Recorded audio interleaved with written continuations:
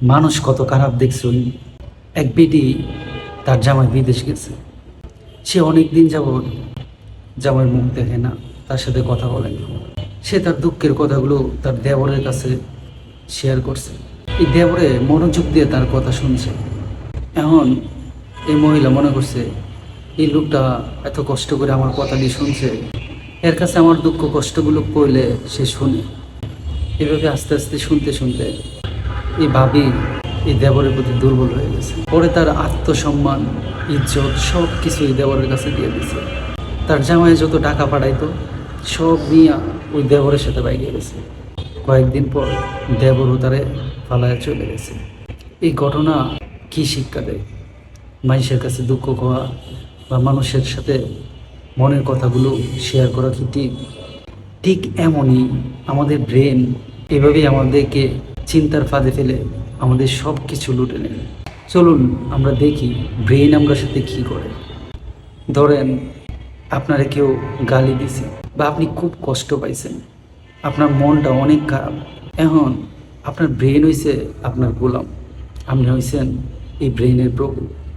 মানে আপনার গোলামে যখন এই সিগন্যাল পাইছে যে আপনার মনটা খারাপ, সে কী করছে, তার অতীতের যত ঘটনা আছেন, দুঃখের ঘটনা তার ভিতরে স্টোর করা আছেন, সব আপনার চোখের সামনে আইনে তুলে ধরছে। সে শুধু এইটা করেই ক্লান্ত না, আপনার আশপাশে প্রতিনিয়ত হাজার হাজার ঘটনা ঘটতেছে। হে কী করছে, যত খারাপ ঘটনাগুলো আপনার চোখের সামনে তুলে ধরছে। এটা হচ্ছে তার একটা ফিল্টার আছে, তার নাম হচ্ছে রেটিকুলার অ্যাক্টিভেটিং সিস্টেম। এই ফিল্টারের কাজ হলো এই ঘটনা থেকে যত খারাপ কিছু সব আপনার সামনে তুলে ধরবে। কারণ আপনি হয়েছেন তার প্রভু, কারণ প্রভুরে তো ভুল প্রমাণ করা যাবে না। তাই আপনি যে সঠিক এটা দেখানোর জন্য সে আপ্রাণ চেষ্টা করছে। সে ওই দেবরের মতোই আপনার এই চিন্তার জালে ফাঁসায়া তার দায়িত্ব সে পালন করলো। আর আপনি এই চিন্তার সাগরে ডুবে হাবুডুবু কাচ্ছেন। আপনি মনে করতেছেন দুনিয়াটা কত খারাপ, এত খারাপ দুনিয়াতে মানুষ বাঁচতে পারে, তাই অনেকে সুসাইড করে, প্রতিনিয়ত মন খারাপ করে বসে থাকে। এই টিক্সটা শুধু ব্রেনই করে না, এই যে ফেসবুক, ইউটিউব, বিভিন্ন অনলাইন শো তারাও করে। আপনি একটা গেঞ্জি দেখবেন, আরও গেঞ্জির অ্যাড আসবে। আপনি একটা দুঃখের গান শুনবেন, আরও দুঃখের গান সাজেস্ট করবে। এখন আপনি নিজেরে বাঁচাইতে হইলে কি করতে হবে সেটা একটু ভাবুন।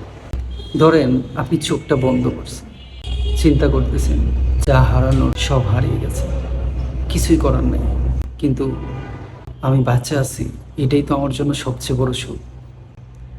এই একটা চিন্তা বা একটা মিনিট আপনি যে এই চিন্তাটা করছেন, ব্রেনে কিন্তু সিগন্যাল চলে গেছে।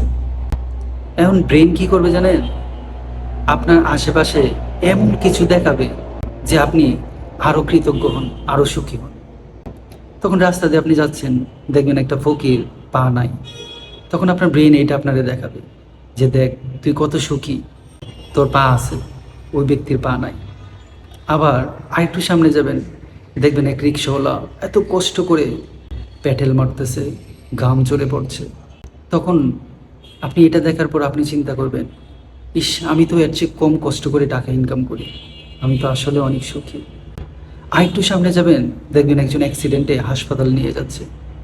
তখন আপনি চিন্তা করবেন, আরে আমি তো সুস্থ, আমি তো এইরকম অ্যাক্সিডেন্ট করতে পারতাম, আমিও তো মরে যেতে পারতাম, আমি তো সুস্থ আছি, আমার বাচ্চা কাচ্চাকে কিছু চাইলে কিনে দিতে পারি, বাবা মার মুখটা দেখতে পারি। তখন আপনি সুখী হবেন। তাহলে এই দোষটা কার? ওই ভাবির দোষ যে তার দেবরকে তার দুঃখের কথাগুলো বলেছিল? অবশ্যই। তাই দুঃখের কথা কেউতে কই না, যে নিজের কাছে রাখুন আর আল্লাহ শুক্রিয়া আদায় করুন। তখন কেউ সুযোগ পাবে না আপনার দুর্বলতা নিয়ে খেলা করতে। তখন আপনি সুখ খুঁজে পাবেন। যদি ভিডিওটা ভালো লাগে তাহলে সবার সাথে শেয়ার করুন। যে আসসালামু আলাইকুম।